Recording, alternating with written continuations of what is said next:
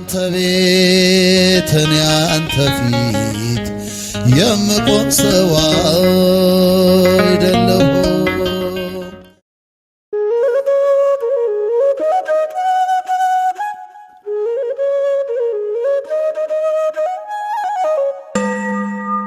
አንድ አምላክ በሆነ በአብ በወልድ በመንፈስ ቅዱስ ስም ሰኔ 12 በዚህች ዕለት የከበረ የመላእክት አለቃ የቅዱስ ሚካኤል የመታሰቢያውን በዓል ያከብራሉ። የሚያከብሩበትም ምክንያት እንዲህ ነው።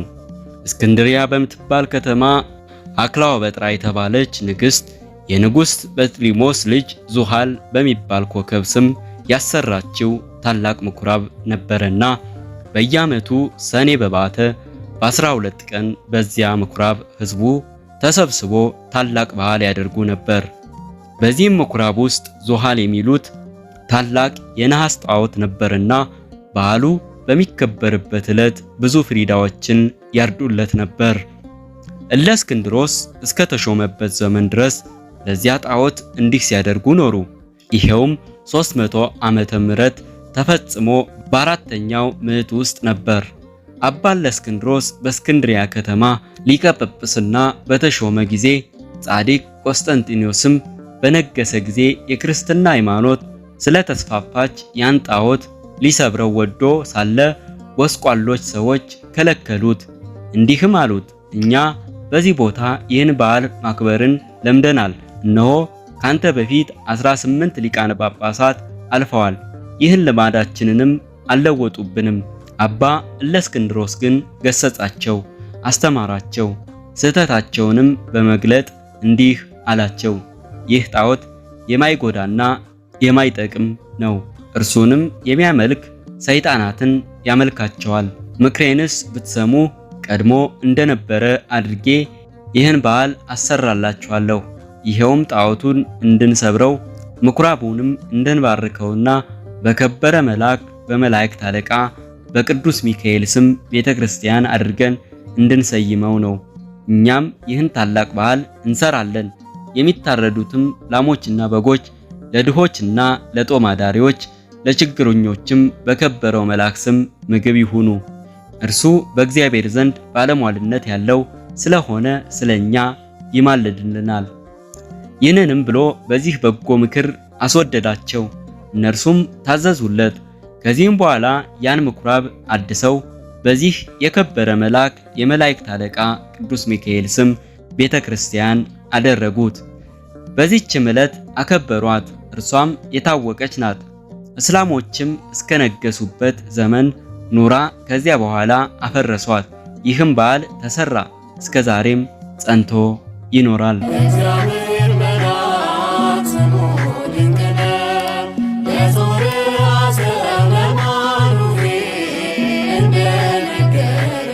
ዳግመኛም በዚህ ዕለት እግዚአብሔር የመላእክት አለቃ ቅዱስ ሚካኤልን በነገዱ ውስጥ በመላእክት ሁሉ ላይ በብዙ ክብር ሾመው። ይህም የከበረ መልአክ ክብር ይግባውና በጌታችን ፊት ስለ ሰው ልጆችና ስለ ፍጥረትም ሁሉ ይለምናል ይማልዳልም። የዚህ የከበረ የመላእክት አለቃ ሚካኤል ታምራቱ ብዙዎች ናቸው። ከነርሱም አንዱ ይህ ነው። እግዚአብሔርን የሚፈራ አንድ ሰው ነበረ። እርሱም የከበረ የሚካኤልን የበዓሉን መታሰቢያ በየወሩ በ12ኛው ቀን ይልቁንም በሰኔና በህዳር ወር አብልጦ ያከብር ነበር። በጎረቤቱም ርኅራኄ የሌለው አንድ ባለጠጋ ሰው ነበረ። ይህን እግዚአብሔርን የሚፈራውን ሰው የከበረ መልአክ ሚካኤልን በዓል በሚያደርግበት ጊዜ ይጠላውና ያቃልለው ነበር። ለድሆች ስለ መራራቱም ይዘባበትበት ነበረ። የሕይወቱ ዘመንም ተፈጽሞ የሚሞትበትና ከዚህ ከኃላፊው ዓለም ድካምም የሚያርፍበት ጊዜ ሲቀርብ የክቡር መልአክ ሚካኤልን የበዓሉን መታሰቢያ ታደርግ ዘንድ ምጽዋት ሰጪም ትሆን ዘንድ ሚስቱን አዘዛት። ከዚህም በኋላ አረፈና ገንዘው ቀበሩት። ሚስቱም ጸንሳ ነበረች። የመውለጃዋም ጊዜ ደርሶ ምጥ ያዛት። በታላቅ ጭንቀት ውስጥ ሳለችም እንዲህ ብላ ጸለየች። የእግዚአብሔር መልአኩ ሆይ ራራልኝ፣ በእርሱ ዘንድ ባለሟልነት አለህና በእግዚአብሔር ዘንድ ስለኔ ለምንልኝ። ይህንንም ባለች ጊዜ በቤቷ ውስጥ ብርሃን በራ፣ ከችግርም ዳነች። መልኩ ውብ የሆነ ወንድ ልጁንም ወለደች። የእግዚአብሔርም መልእክተኛ ቅዱስ ሚካኤል ከሰማይ ወርዶ ሕፃኑን እንዲህ ብሎ ባረከው። ርኅራኄ የሌለውን የዚህን ባለጸጋ ገንዘብና ሀብት ጥሪቱንም ሁሉ ይህ ሕፃን እንዲወርስ እግዚአብሔር አዟል። ባለጠጋውም በቤቱ ባልጋው ላይ ሳለ ጌታ ጆሮውን ከፍቶለት ይህንን ነገር ከመላኩ ሰማ። ይህንን በሰማ ጊዜ ታላቅ ሐዘን ደረሰበት። ሕፃኑንም የሚገድልበትን ምክንያት ይፈልግ ጀመረ። ነገር ግን ክብር ይግባውና ጌታ ይጠብቀው ነበር። ከዚህ በኋላ ያ ባለጠጋ ምክንያት አዘጋጅቶ የሚያገለግለኝ ልጅ ይሆነኝ ዘንድ ልጅሽን ስጪኝ፣ እኔም እየመገብሁትና እያለበስኩ አሳድገዋለሁ፣ ላንቺም 20 ወቄት ወርቅ እሰጥሻለሁ አላት። ይህንንም ነገር ከባለጠጋው በሰማች ጊዜ ስለ ችግሯ እጅግ ደስ አላት። ልጇንም ሰጠችው። እርሱም 20ውን ወቄት ወርቅ ሰጣት። ልጇንም ወሰደው። የምሻው ተፈጸመልኝ ብሎ ደስ አለው።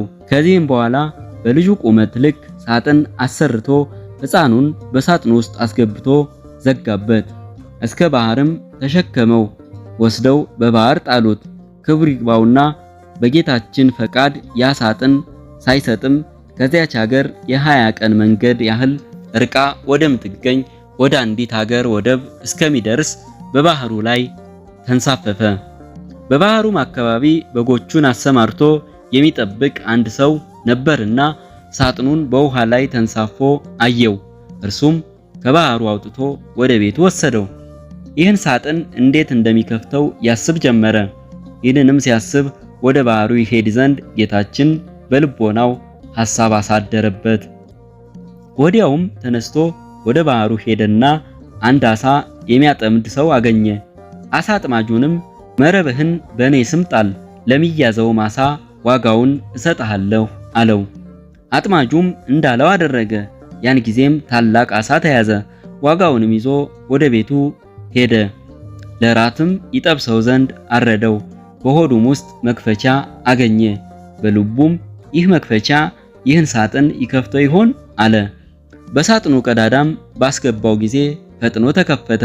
በውስጡም ይህን ታናሽ ብላቴና አገኘ። ልጅ የለውም ነበርና ታላቅ ደስታን ደስ አለው። ጌታችንንም አመሰገነው። ሕፃኑንም በመልካም አስተዳደግ አሳደገው። ሕፃኑም አድጎ ጎልማሳ ሆነ። ከብዙ ዘመናትም በኋላ ያ ባለጠጋ ተነስቶ ወደዚያ ሀገር ሄደ። በመሸም ጊዜ ወደ በግ ጠባቂው ደጅ ደረሰ። በግ ጠባቂውን እስከ ነገ የምናድርበት ማደሪያ ባንተ ዘንድ እናገኛለን፣ ኪራዩንም እሰጥሃለሁ አለው። በግ አርቢውም እንዳልህ ይሁንና እደር አለው።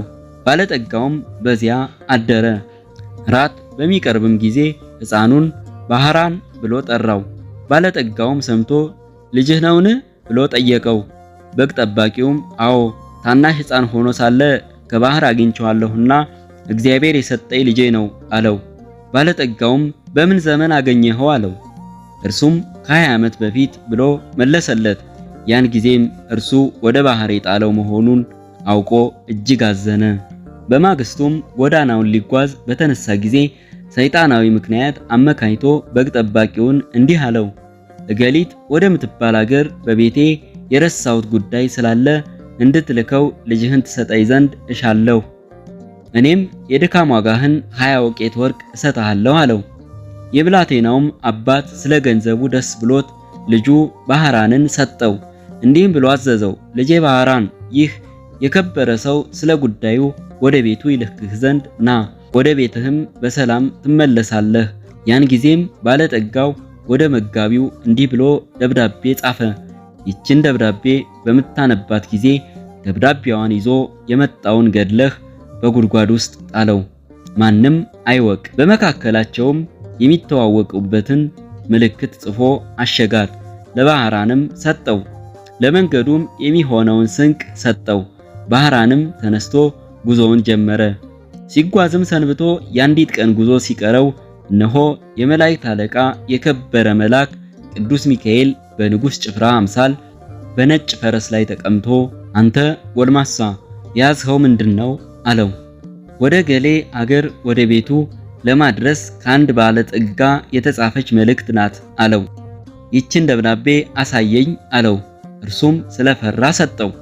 በዚያን ጊዜም የከበረ መልአክ ሚካኤል ያችን የሞት መልእክት ደመሰሳት። በእርሷ ፈንታም በንፋት ለውጦ እንዲህ ብሎ ጻፈ። ይችን ደብዳቤ ይዞ ለመጣ ባህራን ለሚባል ሰው ይቺ ደብዳቤ ደርሳ በምትነበብበት ጊዜ ልጄ እገሊትን አጋቡት፣ በውስጥና በውጭ ያለ ንብረቴን፣ ጥሪቴን፣ ወንዶችና ሴቶች ባሮቼን፣ ጠቅላላ ንብረቴንም አውድሸዋለሁና የፈለገውንም ሊያደርግ ስልጣን ሰጥቼዋለሁና እኔን አትጠብቁኝ፣ እኔ ብዙ እዘገያለሁ። የኔ ሹም እገሌ ሆይ በእኔና በአንተ መካከል ይቺ ምልክት እነኋት።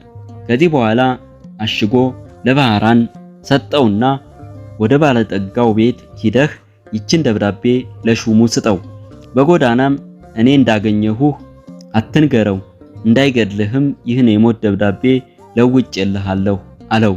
ባህራንም እሺ ጌታዬ፣ ያዘዝከኝን ሁሉ አደርጋለሁ አለ። ባህራንም ወደ ባለጠጋው ቤት በደረሰ ጊዜ ያችን ደብዳቤ ለሹሙ ሰጠው። ባነበባት ጊዜ በመካከላቸው ያለውን ምልክት አገኘ። አስተውሎም እርግጠኛ እንደሆነ አወቀ።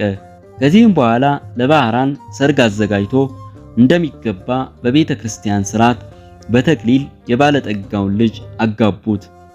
40 ቀንም ያህል ደስታና ሐሴት እያደረጉ ኖሩ። ከዚህ በኋላ ባለጠጋው ከሄደበት መመለሻው ጊዜ ሆኖ በደስታ የሆነውን የመሰንቆና የእንዚራ ድምፅ ሰምቶ ይህ የምሰማው ምንድነው ብሎ ጠየቀ። እነርሱም ስሙ ባህራን ለተባለ ያንተን ደብዳቤ ላመጣ ጎልማሳ ሰው ልጅህ እገሊትን አጋቡት። እነሆ ለ40 ቀናት በሰርግ ላይ ነው። ገንዘብህንና ጥሪትህን ሁሉ ወንዶችና ሴቶች ባሮችን አንተ እንዳዘዝህ ሰጠውታል አሉት። ይህንንም በሰማ ጊዜ ደንግጦ ከፈረሱ ላይ ወደቀ፣ በድንገትም ሞተ። ባህራንም በጎ ሥራዎችን የሚሰራ ሆነ። የተገለጠለትና ከመግደል ያዳነው የመላእክት አለቃ የከበረ መልአክ ሚካኤል እንደሆነ ሊገድለው የሚሻውን የባለጠጋውን ጥሪቱን ሁሉ ያወረሰውም እርሱ እንደሆነ ተረዳ። የዚህንም የከበረ መላእክት የመላእክት አለቃ ሚካኤልን መታሰቢያው በየወሩ ያደርግ ጀመር። ቤተ ክርስቲያንም ሰራለት። የቅዱስ ሚካኤልን ስዕሉን አስሎ በቤተ ክርስቲያን ውስጥ አደረገው። ከእርሱም ብዙዎች ድንቆች ታምራቶች ተገለጡ። ባህራንም ቅስና ተሹሞ እስከ ዕለተ ሞቱ በዚያች ቤተ ክርስቲያን ውስጥ የሚያገለግል ሆኖ ኖረ።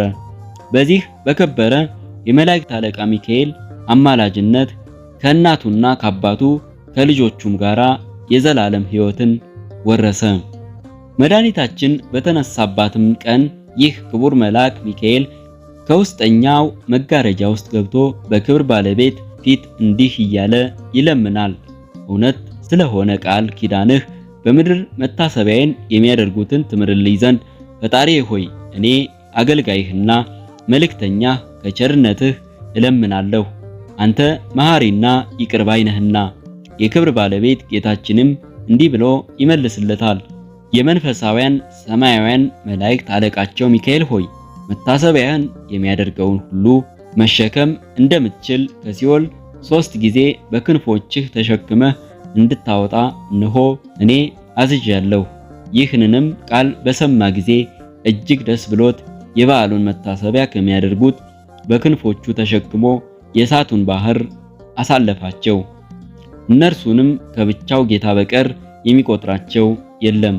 ስለዚህም የዚህን ታላቅ የከበረ መላእክት አለቃ ሚካኤልን የበዓሉን መታሰቢያ ለማድረግ መታገል ይገባናል።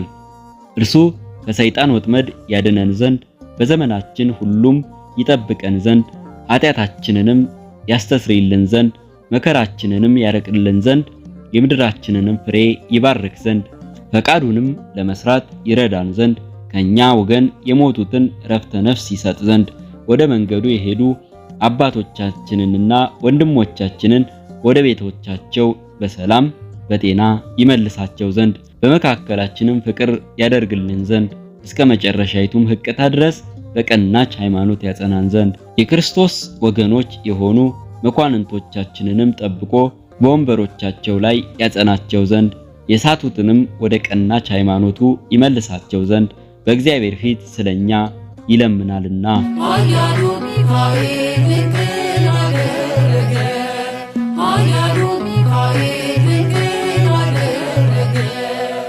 ዳግመኛም በዚህች ቀን እግዚአብሔርን የሚፈራ አስተራኒቆስ የሚስቱ የቅድስት አፎሚያ ዕረፍቷ መታሰቢያ ሆነ።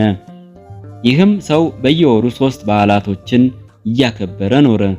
እሊህም ክብር ይግባውና የጌታችን የመድኃኒታችን የኢየሱስ ክርስቶስ የልደቱ መታሰቢያ በየወሩ በ29፣ የእመቤታችን የቅድስት ድንግል ማርያም በዓል መታሰቢያ በየወሩ በ21፣ የከበረ የመላእክት አለቃ የሆነ የቅዱስ ሚካኤል በዓል መታሰቢያውም በየወሩ በ12 ቀን ናቸው። የሚሞትበትም ጊዜው ሲቀርብ እርሱ ሲሰራው የነበረውን ምጽዋት ይልቁንም እሊህን 3ቱን በዓላት እንዳታስታጉል ሚስቱን ቅድስት አፎምያን አዘዛት። እርሷም የከበረ የመላኩ የቅዱስ ሚካኤልን ስዕል ያስልላት ዘንድ ባሏን ለመነችው። እርሱም አሰርጦ ሰጣትና በቤቱ ውስጥ በክብር አኖረችው። ባሏም ካረፈ በኋላ ባሏ ያዘዛትን መስራት ጀመረ። ሰይጣን ግን ቀናባት። በመበለት ሴት መነኩሲት ተመስሎ ከእርሷ ጋር ተነጋገረ። እንዲህም አላት፣ እኔ አዝንልሻለሁ ራራልሻለሁም። ገንዘብሽ ሳያልቅ የልጅነትሽ ሞራት ሳያልፍ አግብተሽ ልጅ ትወልጂ ዘንድ መክርሻለሁ። ባልሽም መንግሥተ ሰማያትን ወርሷል፣ ምጽዋትም አይሻም። አፎሚያም እንዲህ ብላ መለሰችለት፣ እኔ ከሌላ ሰው ጋር ላልገናኝ በእግዚአብሔር ቃል ኪዳን አድርጌያለሁ። እርግቦችና መንጢቶች እንኳ ሌላ ባል አያውቁም። በእግዚአብሔር አርአያ ከተፈጠሩ ሰዎች ይህ ሊሆን እንዴት ይገባል? ምክሩንም ባልሰማች ጊዜ አርአያውን ለውጦ በላይዋ ጮኸባት። እንዲህም አላት፣ እኔ በሌላ ጊዜ እመጣለሁ። እርሷም የከበረ የመላኩ የሚካኤልን ስዕል ይዛ አሳደደችው። ከዚህም በኋላ ሰኔ 12 ቀን የከበረ የመላኩ የቅዱስ ሚካኤል በዓል በሚከበርበት ዕለት እርሷም የበዓሉን ዝግጅት ስታዘጋጅ ሳለች ብርሃናዊ መልአክ መስሎ መጣ። አፎሚያ ሆይ ሰላም ላንቺ ይሁን፣ እኔ የመላእክት አለቃ ሚካኤል ነኝ። ጌታ ወደ አንቺ ልኮኛልና እርሱም ይህን መመጾትሽን ትተሽ ለአንድ ምዕመን ሚስት ሆኚ ዘንድ አዞሻል። ባል የሌላት ሴት መልክ የሌለውን መርከብ እንደምትመስል እወቂ። እንደ አብርሃምና ያዕቆብ እንደ ዳዊትም እንደ እነርሱ ያሉ ብዙ ሴቶችን እንዳገባ እግዚአብሔርንም ደስ እንዳሰኙት ከብሉይ ኪዳን መጽሐፍ ጥቅሶችን ያመጣላት ጀመረ። ቅድስት አፎሚያም መልሳ አንተ የእግዚአብሔር መልአክ ከሆንህ የመስቀል ምልክት ካንተ ጋራ ወዴት አለ? የንጉሥ ጭፍራ የሆነ ሁሉ የንጉሱን ማኅተም ሳይዝ ወደ ሌላ ቦታ አይሄድምና አለችው። ሰይጣኑም ይህንን በሰማ ጊዜ መልኩ ተለወጠና አነቃት። እሷም ወደ ከበረው መልአክ ወደ ቅዱስ ሚካኤል ጮኸች። ወዲያውኑም ደርሶ አዳናት። ያን ሰይጣን ይዞ ይቀጣው ጀመረ። ሰይጣኑም ጮኸ፣ ማረኝ፣ ያለ ጊዜ አጣጥፋኝ፣ እግዚአብሔር እስከ ዓለም ፍጻሜ ታግሶናልና እያለ ለመነው። ከዚያም ተወውና አባረረው። የከበረ መልአክ ሚካኤልም እንዲህ አላት፣ ብፅዕት አፎሚያ ሆይ ሂደሽ የቤትሽን ሥራ አዘጋጂ፣ አንቺ ዛሬ ከዚህ ዓለም በሞት ትለያለሽና እነሆ እግዚአብሔርም ዓይን ያላየውን ጆሮም ያልሰማውን በሰው ልብም ያልታሰበውን አዘጋጅቶልሻል። ይህንንም ብሎ ሰላምታ ሰጣት። ወደ ሰማያትም አረገ። የበዓሉንም ዝግጅት እንደሚገባ ከፈጸመች በኋላ ወደ ኤጲስቆጶስና ወደ ካህናቱ ሁሉ ላከች። ወደ እርሷም በመጡ ጊዜ ለድሆችና ለጦም አዳሪዎች ይሰጧቸው ዘንድ ገንዘቧን ሁሉ አስረከበቻቸው። ከዚህም በኋላ ተነስታ ጸለየች። የከበረ የመላኩ የቅዱስ ሚካኤልንም ስዕል አንስታ ታቅፋ ሳመችው። ያን ጊዜም በሰላም አረፈች። ለእግዚአብሔር ምስጋና ይሁን፣ እኛንም በጸሎቷ ይማረን። የዚህም የከበረ መልአክ የቅዱስ ሚካኤል የረድኤቱ ኃይል ሁላችን የክርስቲያን ወገኖችን ሁሉ ጠብቀን ለዘላለሙ አሜን። ምንጭ መጽሐፈ ስንክሳር ሰኔ 12 ቀን። ወስብሐት ለእግዚአብሔር ወለወላዲቱ ድንግል ወለመስቀሉ ክቡር አሜን። የእግዚአብሔር መልአክማ ቅዱስ ሚካኤልማ አለልን በፊቱ አለልን በግርማ።